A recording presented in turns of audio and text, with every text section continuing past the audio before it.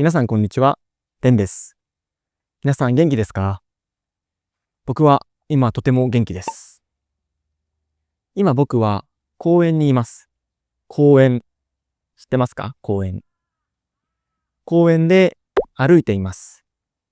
歩く。走ってはないですね。走る。ではないです。今僕は歩いています。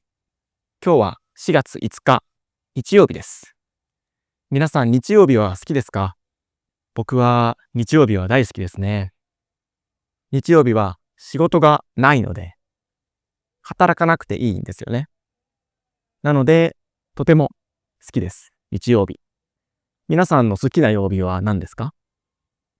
皆さんは日本語を勉強していますか？この動画を見ている人は、おそらく日本語の勉強をしているかと思います。それで、多くの人が外国語の勉強を始めるときに、まず話す練習をしようとするんですよね。スピーキングをやりたいっていう人が多いと思います。でも、初めから話す練習をするのは、あまり効果的ではないと僕は思うんですよね。その理由を今日は話したいと思います。外国語を話すっていうのは、すごく難しい行為なんですよね。言葉を話すっていうのは、本当に難しいことです。簡単なことではないです。例えば、赤ちゃん、知ってますか？皆さん、赤ちゃん、小さい子ですね。赤ちゃんって、生まれたばかりの時は、言葉を話せないですよね。2歳くらいですか？ 1 年後や2年後、1年後、2年後くらいに初めて言葉を話すことができるようになるんですよね、赤ちゃんは。で、赤ちゃんって生まれた時からたくさんのリスニングをしてるんですよね。お母さんお父さんから言われた言葉を聞いて理解する。その時は言葉を理解できても話すことはできてないじゃないですか。数年間日本語を聞き続けて、ようやく少し日本語を話せるようになるんですよね。そう考えると、スピーキングって本当に難しいことだと思いませんか？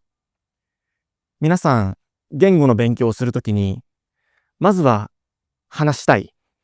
まずは話す練習をしたいって思う人がたくさんいるんですよね。もちろん気持ちはすごいわかります。やっぱり外国語を話すっていうのが一番の目標にあると思うので、話せるようになりたいっていう気持ちは本当にいいことだと僕は思います。ですが、やっぱり勉強する順序というものがあると思います。順序、順番ですね。はじめにスピーキングの勉強をしてしまうと、やっぱりスピーキングって本当に難しいので、すぐに諦めてしまう。モチベーションが続かなくなってしまうと思うんですよね。僕も実際そうでした。ドイツ語の勉強をしていた時に、もう初めから話す練習をしたいと思って、ドイツ人の友達と話そうとしたんですけど、やっぱり全然うまく話せないんですよね。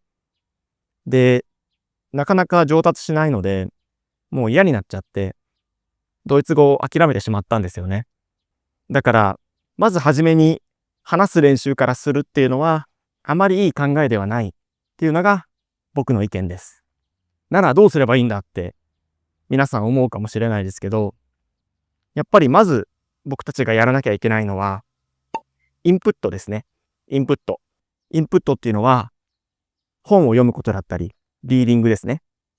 本を読むことだったり、聞くこと、リスニングです。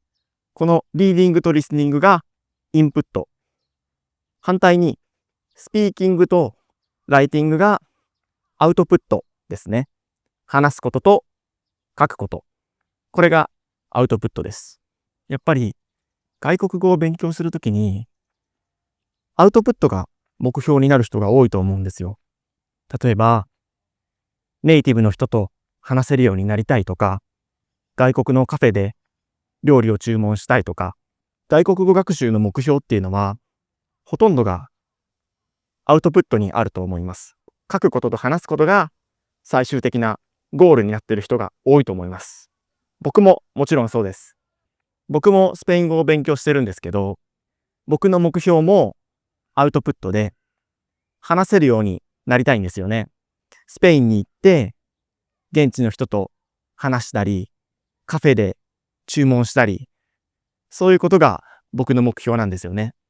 多くの人が話すことを目標にしているんですけど、いきなりスピーキングをするっていうのは、あまりいい勉強法ではないです。なので、代わりにインプットをたくさんするようにしましょう。例えば、僕はアニメが好きなので、たくさんアニメを見たり、その言葉でね、例えば僕はスペイン語を勉強しているので、スペイン語の吹き替えでアニメを見たり、スペイン語の本を読んだり、スペイン語の YouTube を見たりしています。インプットには2つ種類があります。それが、リスニング、聞くことと、リーディング、読むことです。僕がおすすめしたいのは、リスニングです。なぜなら、聞くことっていうのは、読むことよりも簡単にできるからです。例えば、読むってなると、例えば本を読む。本を読むとき、すごい集中しますよね。ずっと、やっぱ目を使いますから、目を使って、座って、本を読んで、文字を読んでいく。それって、すごいきついと思うんですよね。結構大変です。本を読むのって。ネイティブの言語でも本を読むのは簡単ではないと思います。もちろん本が読むのを好きな人もいますけど、一般に、そうですね、外国語を読むっていうのはかなり苦しいことです。難しいです。大変です。で、反対にリスニング、聞くっていうのはすごく楽にできるんですよね。例えば、リスニングはまずどこでもできるんですよね。どこにいてもリスニングができる。というのも、リスニングをしているときは目は使わずに耳を使いますよね。聞くだけだから。耳を使って聞くので、どこにいてもできるんです。例えば、電車の中とか、もちろん家の中、それと、こういう外とかね、公園でもリスニングはできますし、飛行機でもリスニングはできますよね。飛行機の中にいてもリスニングはできます。リスニングは本当にどこでもできるので、それがおすすめの理由ですね。リスニングってマルチタスクにすごい向いているんですよね。普段僕たちって目を使って生活していますよね。なので、耳って普段あんまり使ってないんですよ。例えば、お皿を洗っているときとか、掃除しているときって、もちろん目は使ってますよね。目を使ってるんですけど、耳は何も使ってないですよね。なので、そういう時間に外国語のインプットをすることができます。お皿を洗いながらとか、散歩をしながらとか、通勤がある人は通勤中にポッドキャストを聞いたり、リスニングっていつでもどこでもできることなんですよ。なので、リスニングってとても便利で、僕はすごいおすすめしてます。で、スピーキングの話に戻るんですけど、やっぱりスピーキングってすごい難しいんですけど、皆さん話せるようになりたいですよね。僕も話せるようになりたいです。さっき、スピーキングはあんまりおすすめしないって言ったんですけど、たくさんインプットを続けて、もうほとんど理解できるようになったら、話すことはすごい効果的だと思います。話すのを練習しても、話せるようにならないんですよね。話すっていう行為は、自分の知識をアウトプットするものなので、自分の知識がないときは、話すことができないですよね。なので、最初のうちは、たくさんインプット、聞いたり、読んだりして、たくさんインプットします。たくさんインプットして、だんだんと、その言葉の知識が増えていきますよね。その言語の知識がね、日本語の知識が皆さん増えていって、たくさんインプットを続けて、もう YouTube を見たり、ラジオを聞いたり、ポッドキャストを聞いたり、たくさんインプットした後に、ようやく話す練習をするべきだと思います。で、びっくりすると思うんですけど、たくさんインプットをした後に、初めて話してみると、意外と話せるんですよね。発音の練習とか、全然してなくても、話せるようになるんです。っていうのも、やっぱりインプットを続けてきたので、もう頭の中で発音が分かってるんですよね。発音を吸収したので、今まで話したことがなくても、たくさんインプットしてれば、すごい流暢に話すことができます。実際僕も英語でそれがありまして、僕20歳の頃から英語の勉強を始めまして、で、初めはスピーキングの練習は全くしてなかったです。何にも話す練習はしてなくて、ポッドキャストをずっと聞いていたんですよね。ほんとずっとです。一日、もう起きている時はずっとそのポッドキャストを聞いていて、一日10時間ぐらいかな。